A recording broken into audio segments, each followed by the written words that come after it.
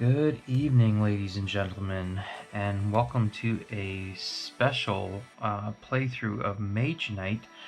This comes via a request from one of my Patreon patrons, and they requested a playthrough of Mage Knight. So this is Mage Knight. This is the Ultimate Edition, the most current one that you can find in retail, and I decided to play one of the expansions that's included in the Ultimate Edition that I'd never played before, and that's the Shades of Tesla expansion.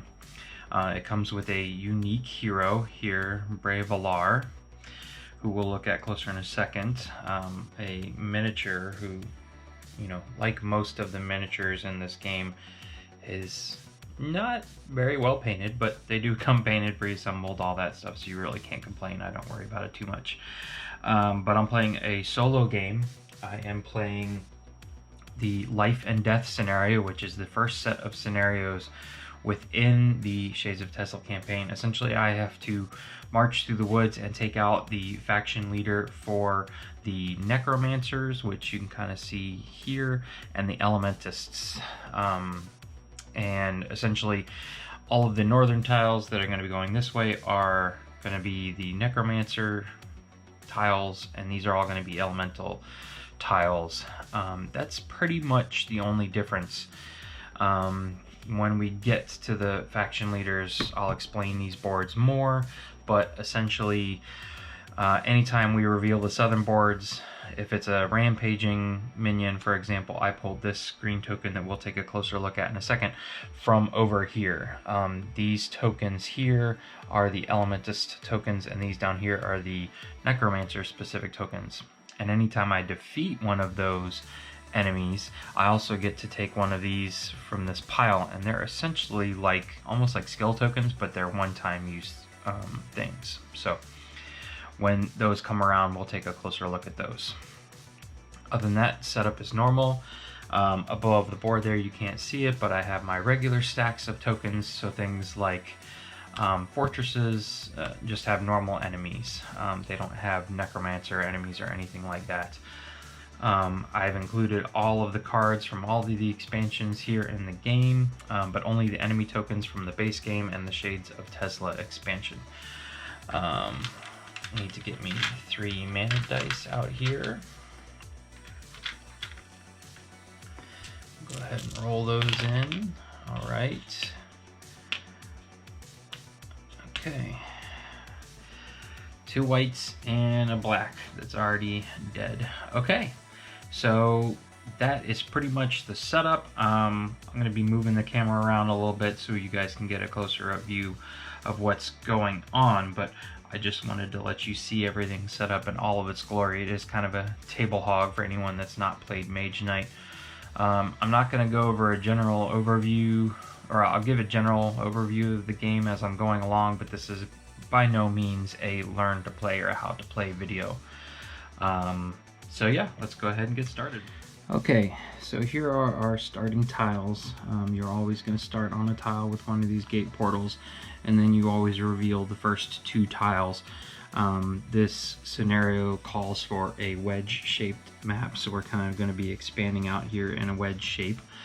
You can see here that my fortified enemy here has not been revealed until I get adjacent to it. I have a rampaging enemy that is an elementalist, and then this magical glade has to be freed from 2 elementists, rampaging and a I forget what those things are called, but a green and a brown enemy. So 2, which can get kind of tricky. So let's go ahead and get started here. Since I am just starting off, I have a starting defensive value of 2 and a hand limit of 5. As I level up, I will increase that. So 1, 2, 3, 4, 5.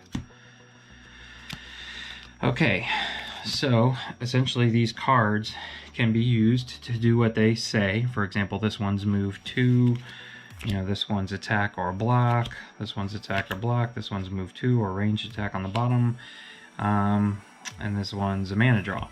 So to be able to use the bottom, however, you have to pay the mana of that color. Right now I currently have no starting mana tokens, but I do have these 2 white mana that I rolled into. They're like community mana, but I can use only one per turn. And when I use it, I roll it back in and it could change.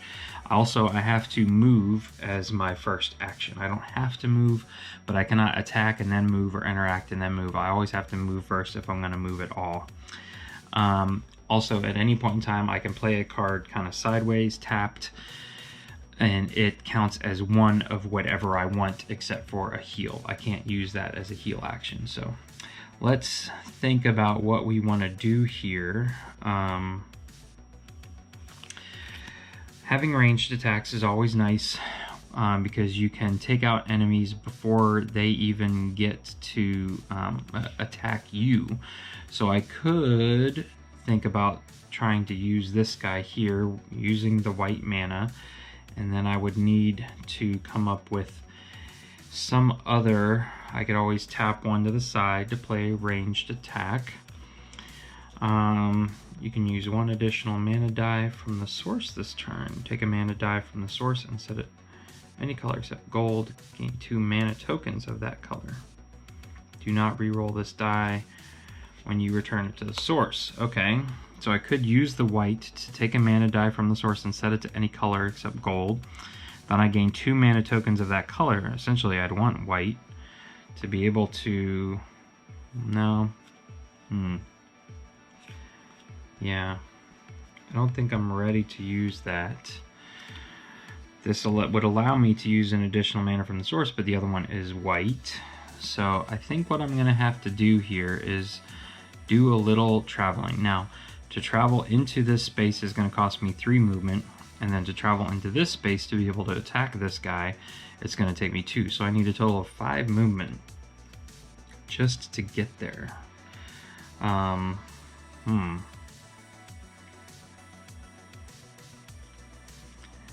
And I don't have a whole lot to go on here. Okay, so this person is also going to attack for 3 fire and 3 ice. So I need to have a block of 3 and a block of 3. 2 separate blocks of 3, not just one combined of 6, which I cannot do. Oh man. Alright, so I don't think I can really get there. So what I'm going to do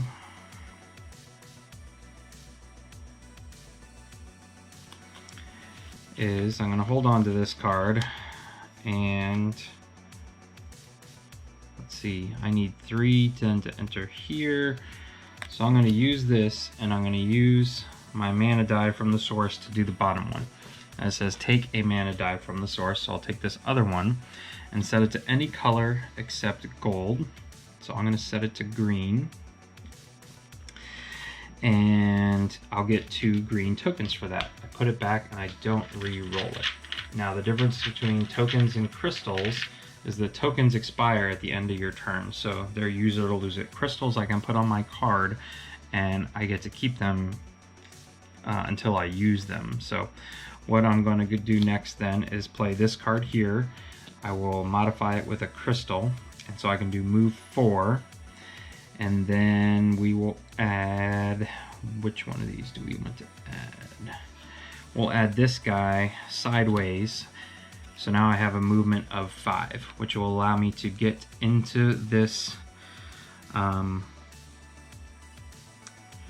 mana cave here, and I can then gain a green mana crystal, which I will be allowed to keep at the end of my turn, or at the beginning of my turn. I forget which one it is, but essentially I'm either ending or starting my turn on that.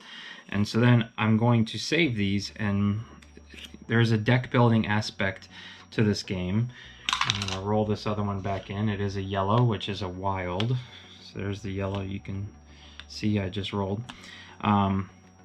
There is a deck building aspect to the game, and unlike many other deck builders, you aren't required to discard all your cards at the end of the game. So I get to keep these 2, and now I don't have anybody here that I need to worry about. I'm not adjacent to either of these rampaging ones, so I will just simply...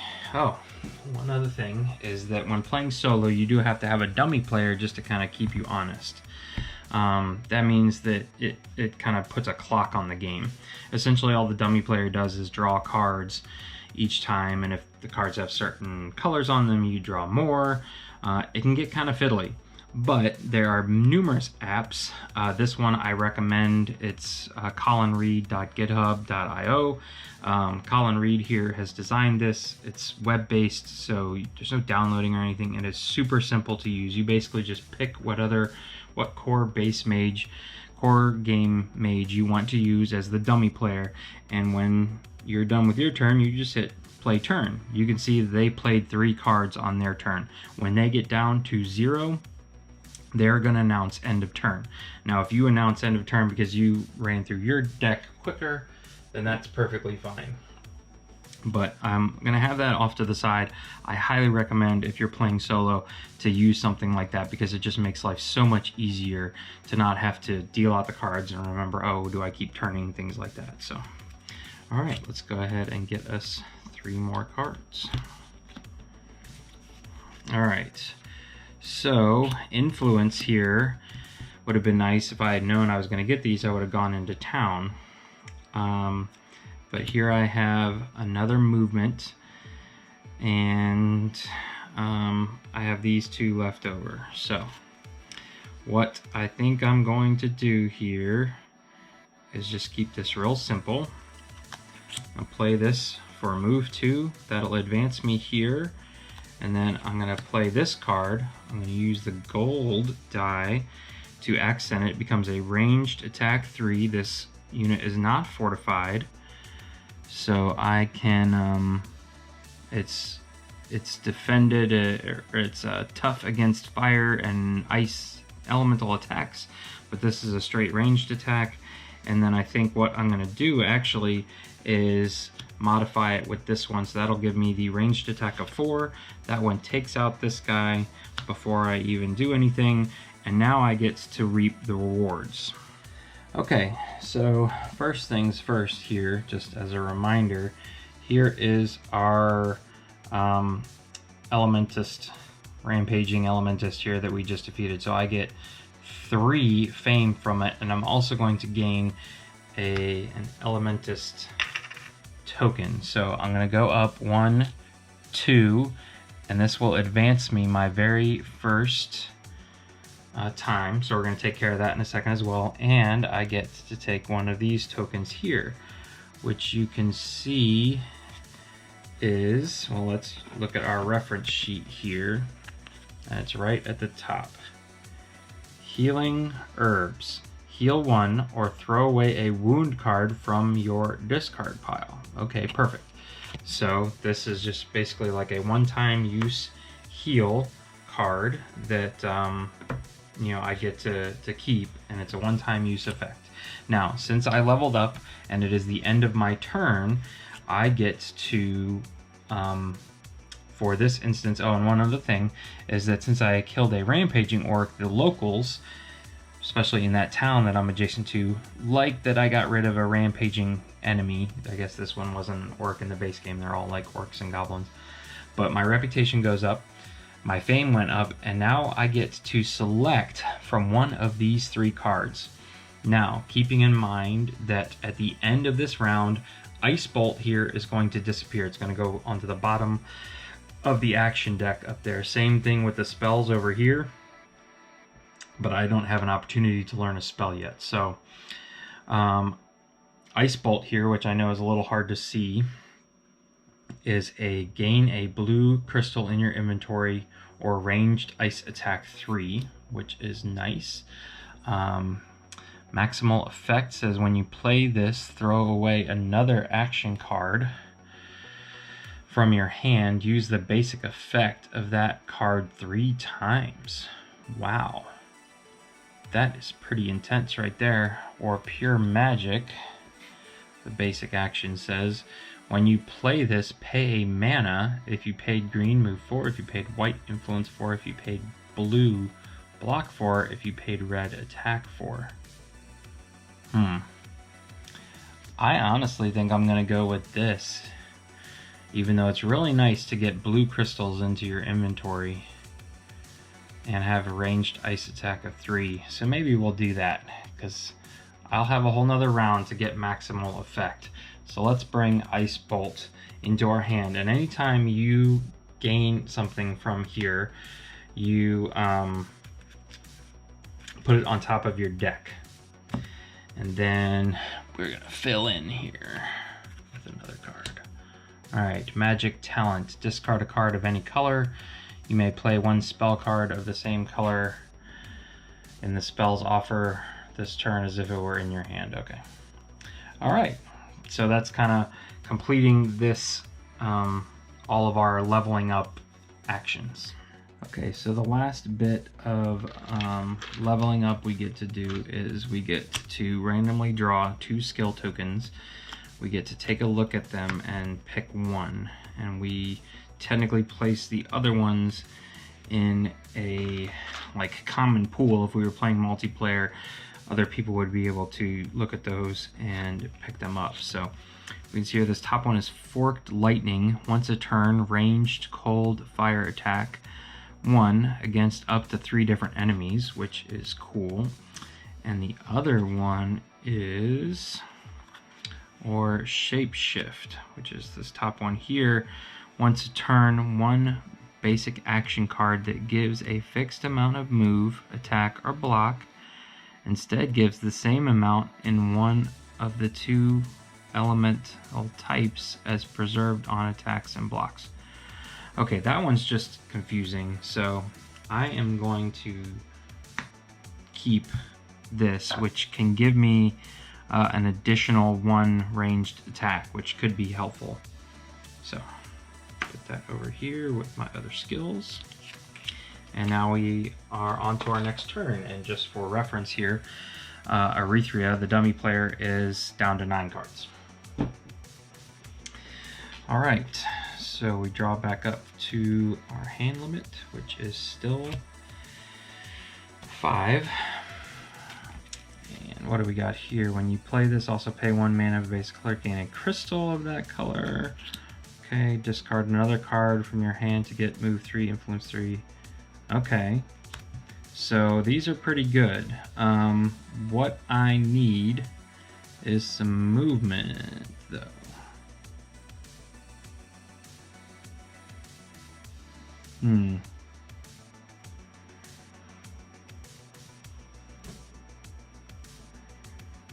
Okay, so just for reference, out of these 3 guys here, this guy way on the left has this like tower symbol in his left bar. These guys have a home symbol, this guy has a home, and then what looks like a church. That stands for monastery.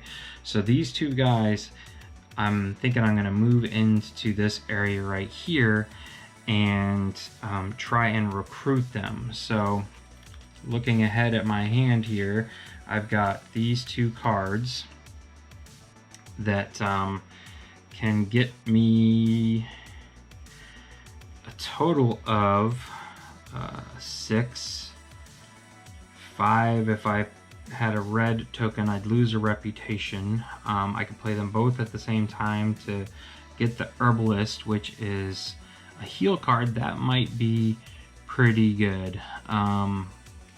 I think that's just what we're going to go for. So,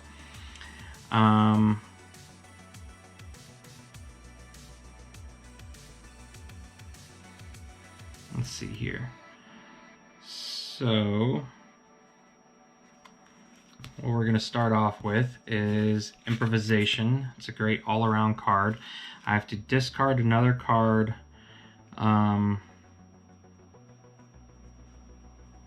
Alright, so I'm going to discard Crystallize. That'll enable me to move the 3 I needed just to get into this space based on movement rules.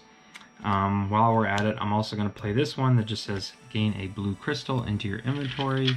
So that just now have a blue and a green to keep for the future. And now that I'm in town, I'm simply going to play Influence 2 for a total of 4 to unlock my Herbalist. Now my Herbalist goes down here next to my player, and I can use any one of their actions.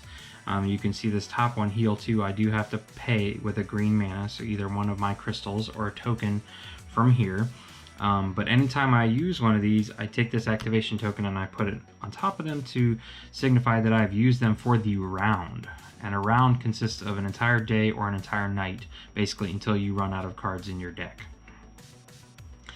Then at the end of the round, just like skills, everything refreshes and comes off. However, one of their skills is to ready a level 1 or level 2 unit, so I could take that token off. Now at the moment, I only have this one activation token here, but the next time I level up, instead of gaining an advanced action card and a skill, I'm actually going to take this token off. It becomes an activation token, and you can now see I now have 3 armor and a hand limit of 5. The more and more I take off these tokens, the more units I'll be able to have under my command, and like the higher my hand limit will become, and the higher my armor value will be. So that's just a neat little leveling up tactic within the game. So, all right, that ends my turn. So let's just, I'm not going to do this every time, but just so you guys can see, Aretha's got 4 cards left in her hand. So we could be getting very close to end of round. 1, 2, 3, 4, 5. But I only have 1 card left in my deck, so not a big problem. All right, so heal 1 or draw 1, another move or ranged attack. Heal 2, heal 1, block 2. This is one of Braevalar's special unique cards. Gain a token. Get the stronger effect of that card for free. If that effect gives you move, influence, or block of any type, get that amount plus 2. And then this is his other card, Druidic Paths. Move 2, the move costs of 1 space is reduced, so I could like move into here for 1. Desert is going to cost me 5 though. So the question is, do I want to go into this maze-like area, or do I want to try and get up here? Now there is a wall here, and if I remember correctly, I have to go around the wall to be able to truly be adjacent. I might be able to go into this space just to see what he's all about. So let me find our maze card here. You can see our maze reference card says, entering a maze, you may enter a maze as your action. If you do so, you may choose 1 ready under unwounded unit to accompany you. Okay, my herbalists. And then I choose either path 2, 4, or 6. Move points left from the move phase cannot be used for this. Okay, so I need to pay for that movement. Draw and fight a brown enemy token, whether you defeat it or not. Discard it afterwards. Next time a new token will be drawn. If you defeat it, claim your reward according to the amount of move points you have paid. Okay, so if I do the 2, I can get 2 crystals of my choice. If I do 4, I can gain a spell. And if I do 5 or 6, I can gain an artifact, which is, they're like super awesome things in the game. So I think that's what we're going to do, because that's also going to definitely put us on the right side of the wall here. So we've got to enter into that space, which is going to cost us 4, and then we've got to pay for our movement around the maze. So let's see what we can do here.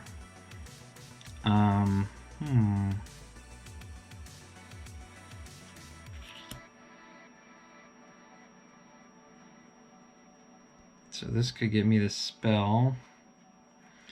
This I can just use to, I could play the bottom one here and get +2 to my movement.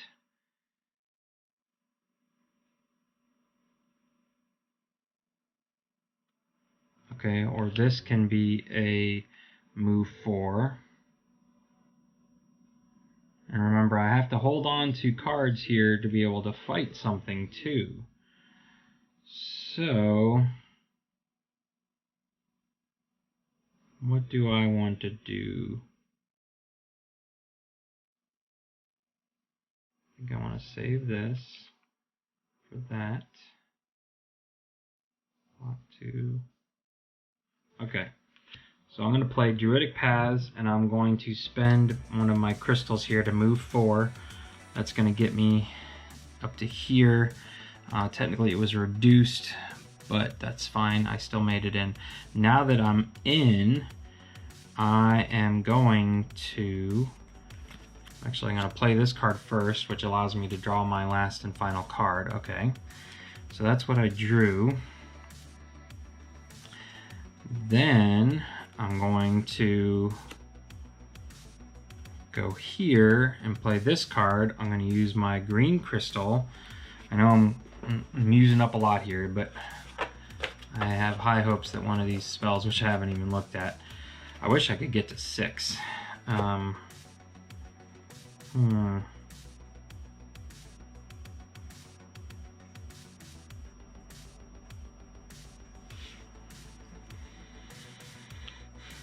What do I want to do? Ranged attack or attack? Move to ranged attack. I've got that, so I can get to a ranged attack 5. Okay, yeah. We'll keep doing this. We'll go for the spell. So we're going on path 4. And so we have to fight a brown. This is in the northern area, so I have to fight a brown, one of these guys. All right, so this is the guy we're fighting here. He has 7. He's immune to ice, so that's gonna stink. We've got to come up with a block 6. Ooh, this is all gonna hurt here. Okay. All right. So then we are attacking this thing, and I want to then play this card, and I'm going to use the bottom action, so I'm going to use the green mana token from the supply. It says when you play this, play another action card with it to get the stronger effect.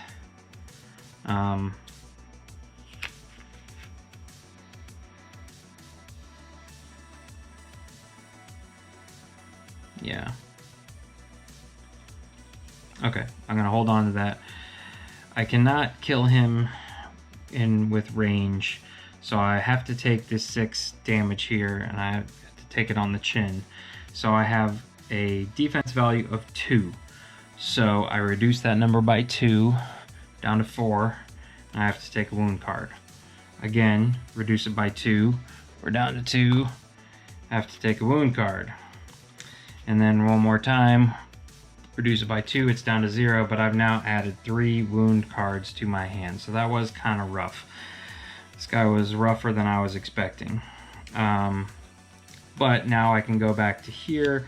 I can spend this with the green from the supply and play this for attack 6, which is going to get me almost there, and then I'll turn this one sideways for 7. So these are all normal attacks. They're not iced. And so yeah, I have defeated him. So what I get now is 4 fame. So I'm just going to tick this up off camera. 1, 2, 3, 4. Ooh, 1 away from leveling up. I also get a blue faction. Wait, this was in the wrong thing. Oh well, not gonna worry about it too much. Blue faction token, which is another heal symbol. And I also get to pick out a spell of my choice. Reroll that right back into a green. So let me just clean up this here.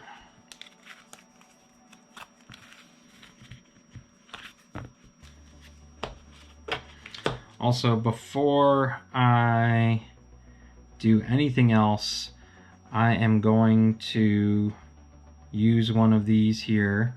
I'll just then discard it to heal one of my cards back. All right. Okay, so here you can see that I am literally one away from leveling up, but I get to take my choice of these spells here. Now, again, if you can notice over here in the corner, I made a mistake last time. I brought Magic Talent in and filled in that empty space. What I needed to do was shove everybody down and put Magic Talent at the top. So that does mean we're about to lose maximal effect, which is okay. It's, you know, not the end of the world. All right, but what we have here is, now spells you always have to pay with a mana, but the bottom one you can play at night to play with a blue and black mana, and it you know, gets you more beefy effects. So here's Mist Form, move 4. Cost of everything is 2. Okay. Energy Flow, ready a unit. This one's not as big of a deal because my unit can ready a unit. And that's also talking about playing in other people's areas. And then this one is Fire Block 4. If this card is used as part of a successful block, you may use it during your attack phase. I think this is what we're going to go with. I know we're about to lose this one, which would be nice, but this one is just too good to pass up. So we will take this. Technically, it will be added to the top of our deck as well, and we will refill. We push everything down. It was already down, so there's our new spell display. Okay, so that ended my turn. Let's see what Aretha's doing. Okay, so she technically has not called end of turn yet. So I technically now have one more card in my deck. So this is what I'm going to do, just so everybody's with me. I've got this here. This is gonna give me Fire Block 4. Well, I don't need this card right now. What I'm gonna do two things though. I'm gonna flip this guy over and see what he is. Now he is just a 3 attack. He's got 7 defense, and he's fortified. Anybody that's in a castle is fortified, but that means you can only use siege attacks in the opening attack. You cannot use ranged, and many people it specifies siege attacks, so you just have to look for that. They're more rare, so more than likely you're gonna have to go in and, you know, not only do you have to enter this guy, you can't attack him from adjacent position like you can a rampaging orc, but you know, but we just know he's not rampaging. We could truly just go around him, and he would be fine. So unfortunately, I don't have any movement. I guess I could have thought about that, but what I can do is make use of my Herbalist, and one of the mana die in the source here is green, so I pay my green and I heal 2, which is going to put these 2 back. Yeah, I'm pretty sure that's heal versus rest. Yeah, resting puts them in my discard pile. Heal gets rid of them completely. So now I have completely gotten rid of all of the wounds I acquired in that last fight. So we're doing pretty good. There's not much else I can do with this card. So I'm out of cards now, and you know, technically I'm gonna call end of round. It doesn't matter anyways, because the dummy player here is going, she's got 0 cards remaining, so on her next turn that would have called end of round. So at this point I would have had one more round to take a turn, but that really doesn't matter. So just real quickly, for anybody that wants to know how the app works and how it keeps track of everything, what we now have to do in round prep is several things. And one of those is each to pull the bottom card here from this deck. So I go ahead and hit end of round. This card technically is getting added to the player's deck, but it doesn't matter what color it is. But whatever spell the mana color is, so this one is blue, gets pulled off. That's the crystal that they're going, oh no, I did. Okay, and a red card. So there you go. I guess it does matter, because what you're supposed to do, and again, I don't know the rules that well because I let the app take care of it all the time, is to, you you know, if you have crystals that match the cards that you draw, that's when you draw more cards. So it does matter. And so the advanced action that you pull, that's the card you give him, and the spell you pull, that's the crystal you give him. Other than that, these two are going to go on the bottom of their respective decks, and we're going to refill everything right now. And you can see that Aretha here has technically one more card than she did last time. Okay, so you can see we removed these two cards here. So everything pushes down, and we reveal one more card. So even in solo play, you still get to see a decent amount of cards. All right, this is going to get flipped to the night phase. So you can see here that some of, for example, it's easier to move across the desert now, but harder to move through the forest, which makes sense playing at night. I'm gonna re-roll our 3 mana die. Okay, lots of greens, but this one now, since we're at night, is the wild. We're also going to completely refresh our unit stack here.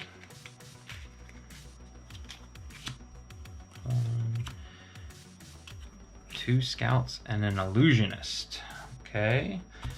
And if at any point we wanted to recruit one of these guys and still only had 1 recruit point, we could simply just get rid of the herbalists. Let me put these on the bottom of their respective decks.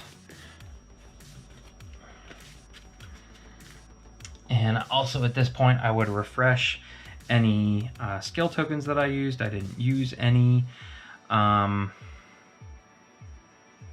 And that's it. And you know what? I am realizing now that we did not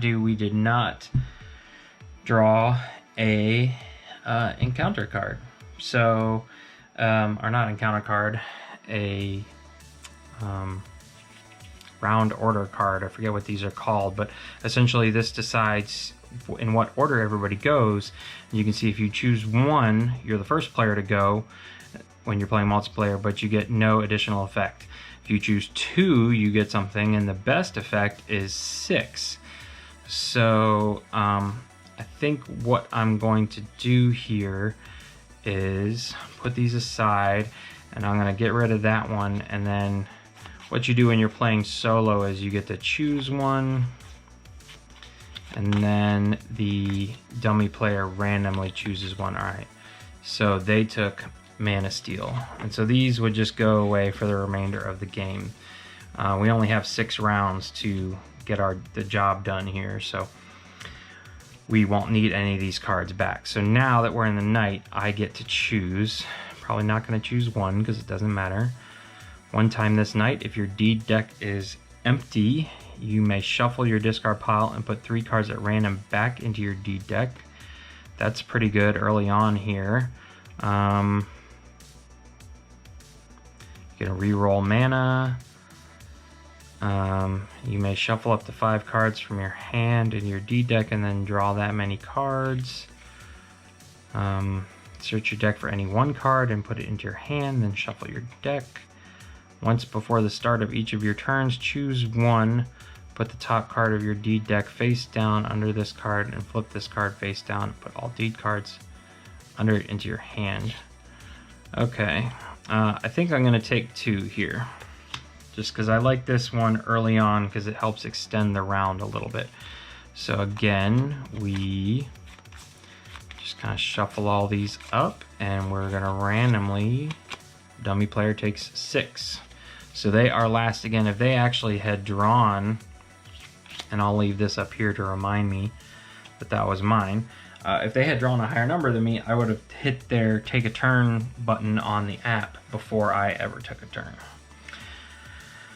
Okay, so let's go ahead and get started with round 2. Okay, so the first thing I want to do here is expand my map. And seeing as I am here in the middle, I'm going to end up expanding into kind of a neutral territory. But what I need to do is come up with 2 movement to be able to open up a new map. And it looks like I only got a couple options here. We'll play this as a draw card here, and there we go. Okay, perfect. That's what I wanted. Move 2.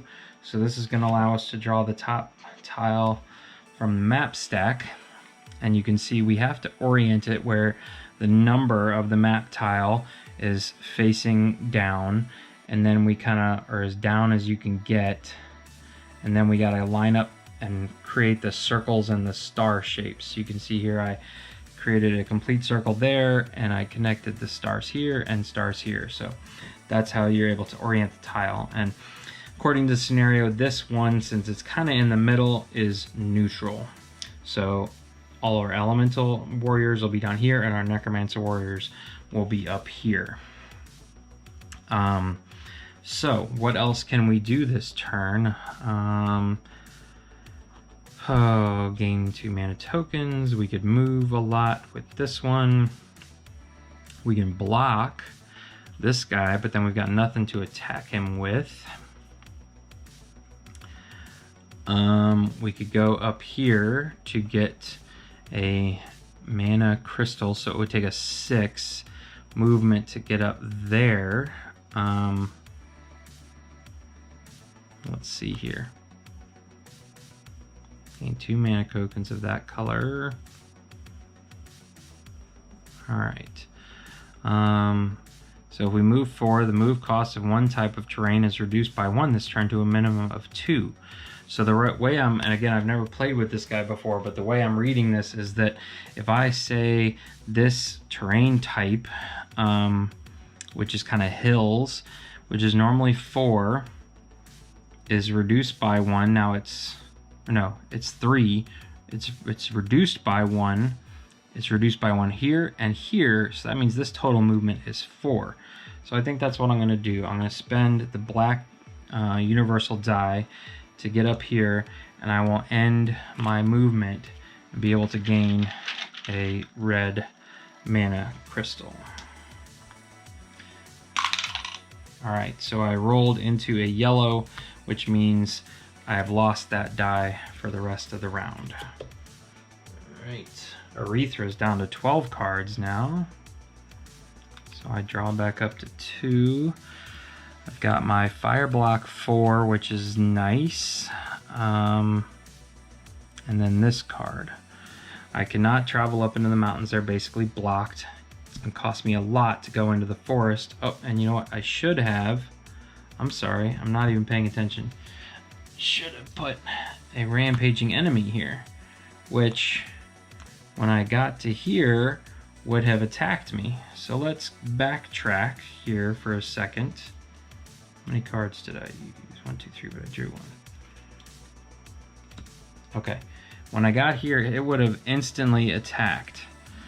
So I need 3 to get it. If I use this for block 5, I can't do that. So I'm afraid this guy is gonna hit me. I reduce it by 2. Take a wound, reduce it by 2 again, so I'm gonna have to take 2 wound cards in hand. All right, now I'm gonna spend this for its attack 2, and this for its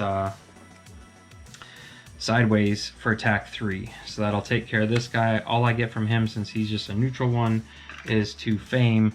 That will allow us to level up here at the end of our turn. So keep that in mind. And then I'm going to use this. It says you can use in 1 additional mana from the source. I already used the black one.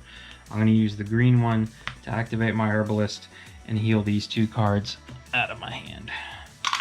Roll that one back in. It was black. So now we have a wild die. All right.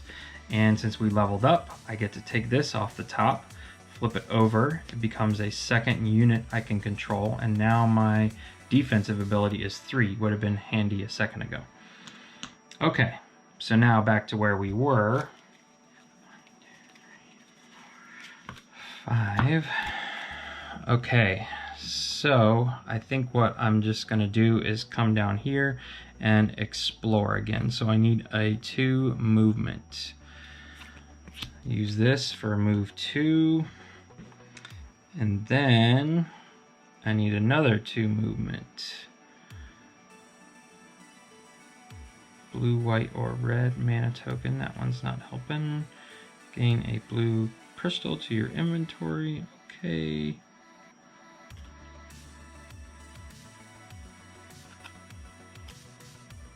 Ugh. Alright. So I'm going to have to spend those two sideways or else this is going to be a pretty pitiful turn. And here is our tile, and it's going to go in like this, kind of, yeah. Like that. So we have revealed a monastery. We have revealed a elemental rampaging enemy. So it's night, so they stay down. Here is another glade. So this is another brown and green. They also stay down because it's nighttime.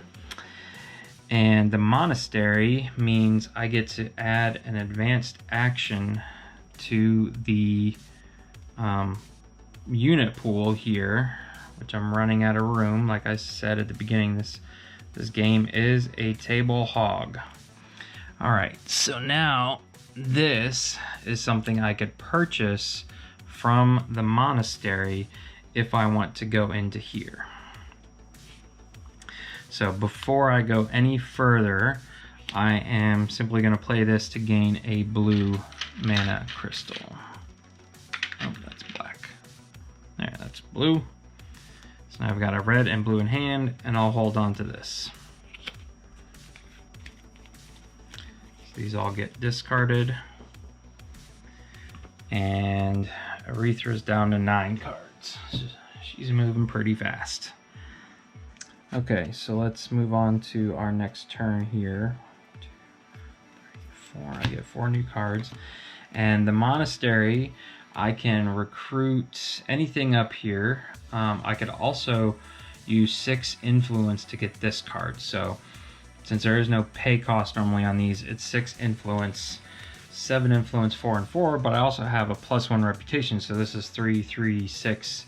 And I believe that still counts towards this, and that would be a 5. So I do have some influence. Well, I have this card, which is influence 2, which could get me the scouts. They get me a siege attack 1, which is at least getting me somewhere.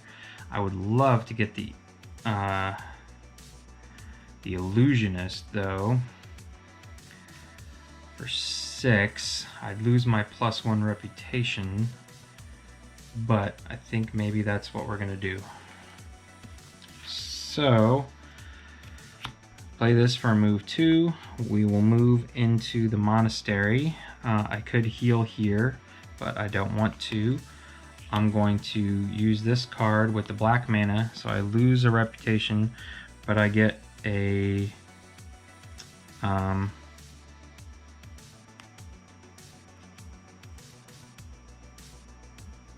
I get a +5 here, and let's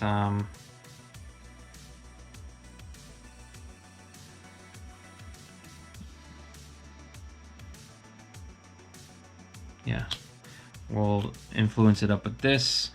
So now I can get my illusionist. She's got a base of 4, so that's a great, just right off the bat, being able to use her in the future.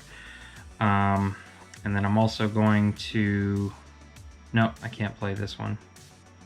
So maybe I should hold on to this one and get to my 6 there. Okay, so that's, and I'll hold on to these 2 because now I'm adjacent to a rampaging enemy. I just moved in here, but I can't move away without attacking them. So my final action here is gonna have to be taking care of these 2 enemies, which you can see is actually 2.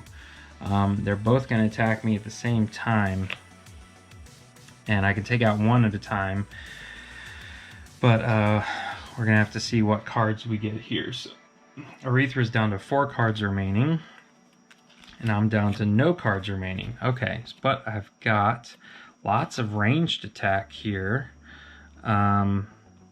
I do have a red mana that I can use, but I don't have a whole bunch of whites. So that's my problem. Okay, this could be used as block 3 and block 4. Okay, and then this turns around to become a fire tact 4. And this would be 5. And then this one would be 3. No, I could use this at the bottom for 4 and 5. All right.